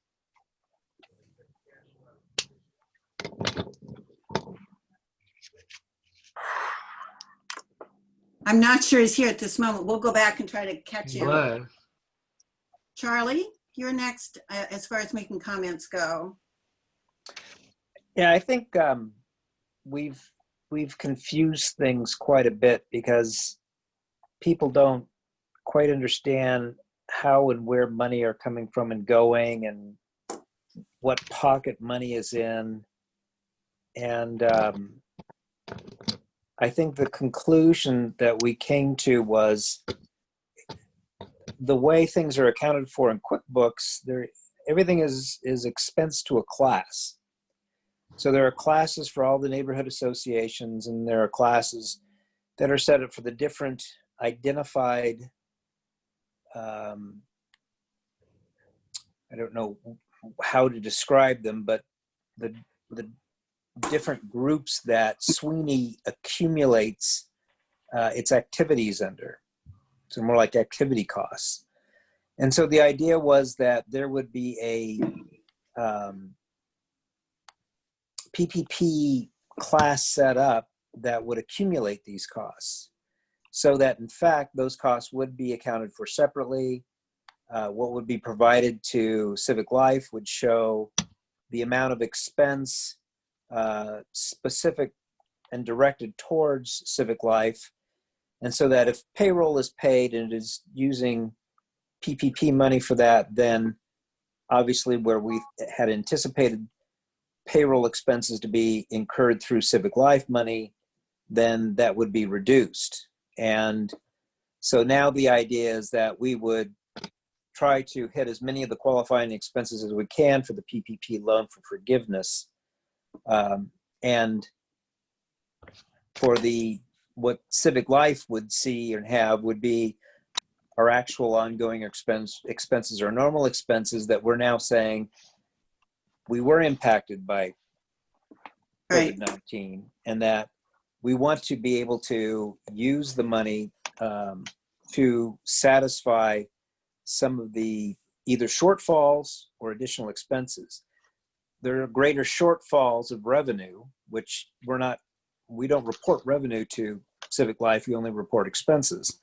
So one way of sort of showing Civic Life how we were impacted by the shortfall of revenue is to say we're going to incur additional expenses to try to shore up our operating abilities in the event something like this happens again, which I am all for. I believe an ounce of prevention is worth a pound of cure.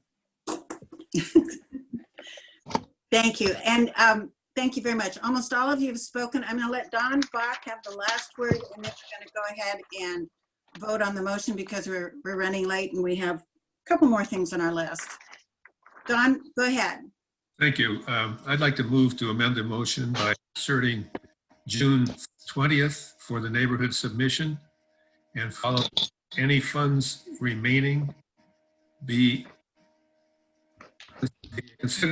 accessible to other nonprofit organizations. Well, I don't know whether that's possible, Don, and I'm going to let Sylvia speak to this, meaning we have a budget and a request that we've made to Civic Life. We can share the funds that we receive so long as they are consistent with the contract, and the sharing of some of the Civic Life money can be used for business associations because you're part of the coalition. Whether there can be just a blanket, give any extra money to somebody else, I don't think that can happen. Sylvia, do you want to speak to this? If it was a grant process, we'd had time to communicate this.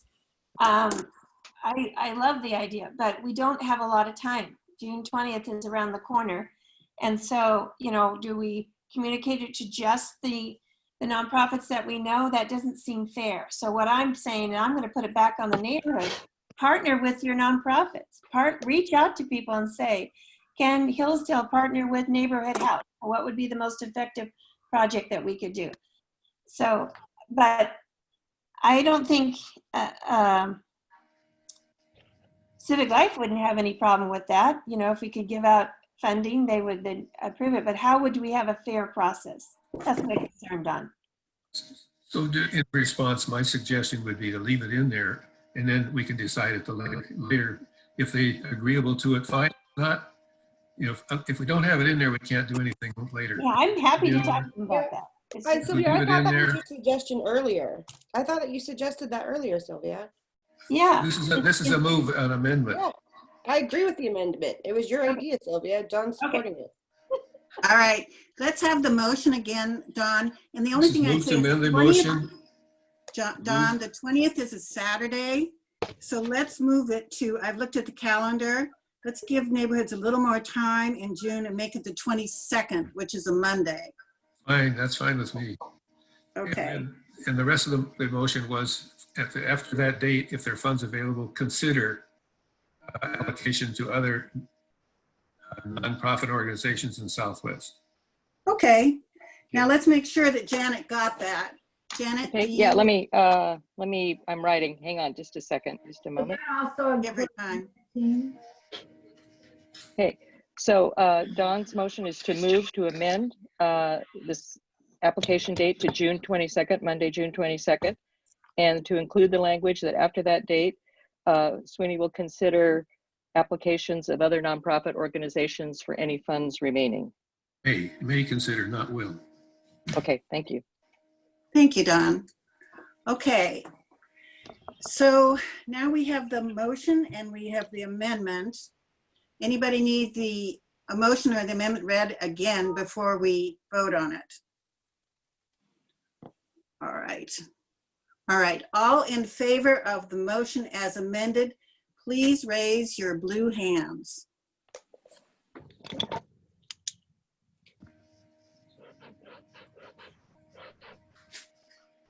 Lee, do you want to double count with, you want to count with Janet?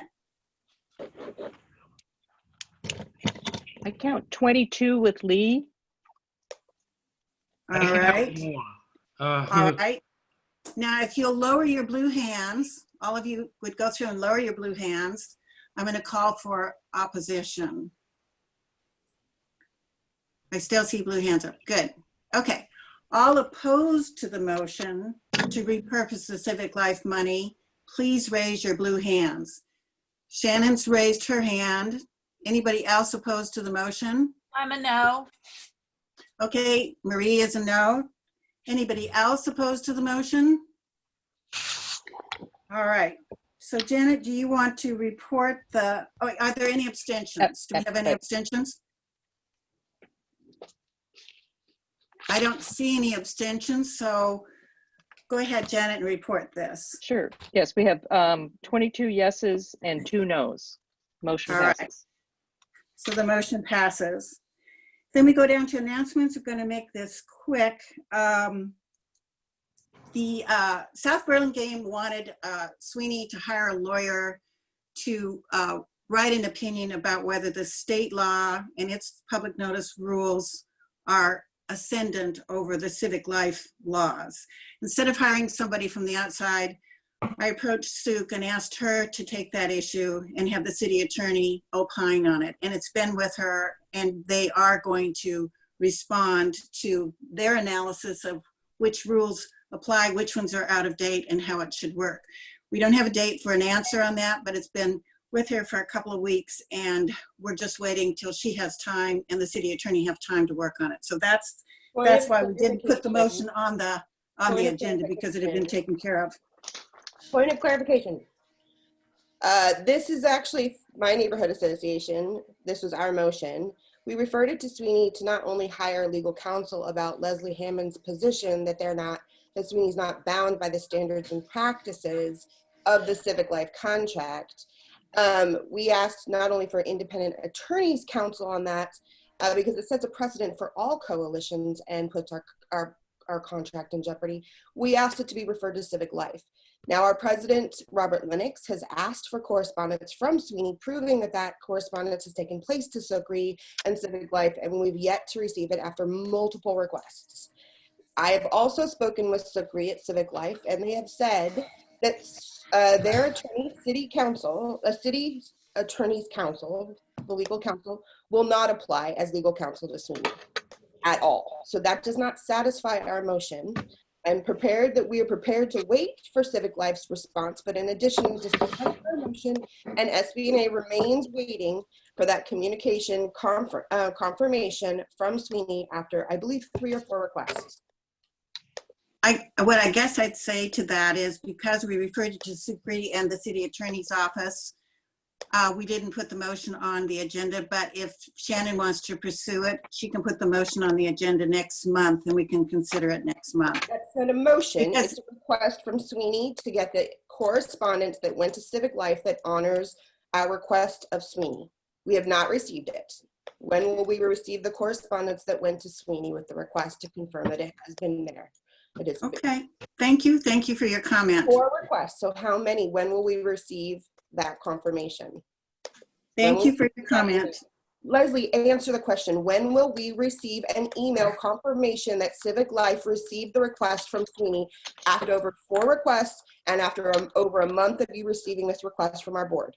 When SWNI answers all of us, that's when you'll get the answer. We would like to see Sweeney's request to Civic Life per our motion and request by our board president. When will we receive that correspondence? You will not. Wow. Yeah. It's gone to SWNI, it's gone to the city attorney's office. We're all waiting for the. We do not know that. We have 0 confirmation that that is actually transpired. I will note to the Robert Lennox that you are refusing to provide confirmation of communication to Civic Life per our motion. You have, I'm telling you right now what we've done. You have not provided confirmation that is confirmation that Robert Lennox, our president, has requested, and it's not been provided. Yeah, I don't understand why Sweeney would not provide that confirmation. It's a simple email. We don't always provide all the emails that go from Sweeney to all of the board members or outside people. We're not required to. We're a private nonprofit. We're not required to give all of the emails that we write among ourselves to one email. That. Why are you holding it back? Why will you not share the email that you made to Civic Life making this request? What's the impetus for doing the denial? May I say something, Leslie? Yeah. I would suggest, Shannon, that you communicate. If you're in communication with SWNI, you can potentially ask her for a copy of that communication. So I would recommend you contact Civic Life. Coalition. I'm just suggesting if you want a copy of it, as coalition. Leslie indicated, you can contact Sukri. If you're in communication with her on a regular basis, you can have that avenue for gathering the information. Our coalition is our representation. We followed the route that we respect, and our coalition is not respecting us in turn. You know, I don't there are two understand the sides to lack of this comment, transparency and or I don't think accountability. we should take any more of the board's time because But there are we've some tried doing additional it things individually, that people Leslie. aren't We've aware made of numerous that you requests have to done, Sweeney Shannon. directly, and you've chosen to bring it to the board. So this is we've made numerous requests. Thank We've you. gone through the processes. You've made your, I'm sorry, you're being disruptive. I'm Oh, giving you a warning right being now, you're being elusive. disruptive. You're being elusive and not responding to the board I motion. told you no, and that's all I'm going to say. So let's move on to the final announcement. We have a Southwest Corridor presentation to the board at July 27th. Catherine, do you want to talk to that? Catherine, are you there? I am. Sorry, I can't see anything though. Just a second. That was planned for that special time, since it's a bigger chunk of time than we can allocate to a specific topic during our Zoom board meetings. So we elected to hold a separate meeting for those of you who are interested in hearing a light rail update at that time. Thank you. And Sylvia, are there any other announcements that you know of that the board should know about before we adjourn? Not at this time. I would like to say a small thing. Murphy, this is Murphy Watershed. So Libby Winter at TriMet is going to present to our June meeting, which is the week before they're going to give to the board that you just spoke about. So if anybody has, I find it beneficial to listen to her presentations 2 or 3 times in order for me to get a better understanding and to come up with questions with the next time. So everybody's invited to the next Watershed meeting. If you wish to do that, it'll be on Zoom. Thank you, Murphy. All right, any other announcements? If Don not, has his hand up. Don Box has his hand up. oh, Don, go ahead. Just a real brief thing. Metro and TriMet have decided to change the name of the 13th station back to 13th to give it a customer. Oh, thank you. All right, thank you. All right, do we have a motion to adjourn? So made. Is that Katie? Yes, it is. All right, do I have a second? Second, Murphy Terrell. Oh, thank you. All right. I want to thank all of you for this long and lengthy meeting, and also for going through our first Survey Monkey election. And it seemed to work quite well. And I want to thank you for your forbearance today on the glitches with Zoom. Some of them we have some control over and some of them we don't. So I wish you well, and we'll see you next month. The motion is adjourned. Thank you. Thank you. The meeting is adjourned.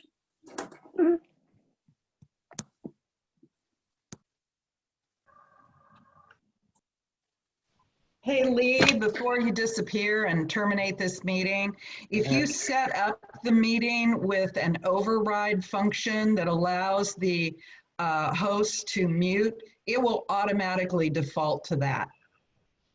So it's the Okay. way you set up the meeting. Okay, we're gonna look at that. Awesome. Good. Because that Thanks, was Katie. chaotic. It was at the beginning, then it smoothed out. But honestly, Yeah. there were a series of microphones that were muted, and I couldn't tell whether they had just muted themselves or whether the people were muting them. Yeah, Most of them were deaf. Yeah, it becomes an automatic default position if you don't set up the meeting for self-control. Right. Okay, Bye-bye. thank you. Bye-bye. All right, thanks, everybody.